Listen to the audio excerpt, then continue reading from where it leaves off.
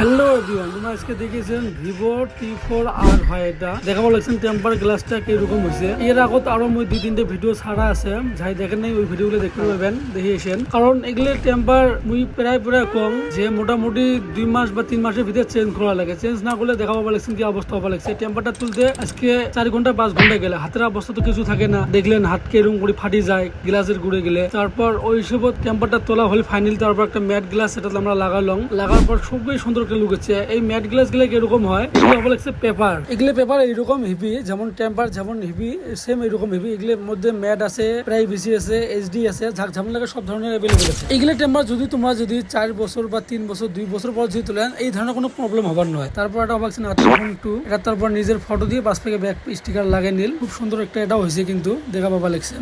এরকম ভিডিও পাওয়ার জন্য সবাই পেজটা ফলো করে রাখেন। আর এরকম যদি কারো লাগবার চান তাহলে স্ক্রিনে দেওয়ার নাম্বার সবাই কন্ট্যাক্ট করেন। আর বহুত ভাই কে থাকে যে ভাই তোমার দোকানটা করি, আমার দোকানটা হওয়া লাগছে গরিপুর শিলের পার হয়। এটা ওই সাথে কন্ট্যাক্ট নাম্বার দিয়ে আসুন। এটি কাইও যদি এরকম যদি কারো লাগবার চান, বহুত ভাই ফাগর থেকে আসে লাগে নিয়ে যায়।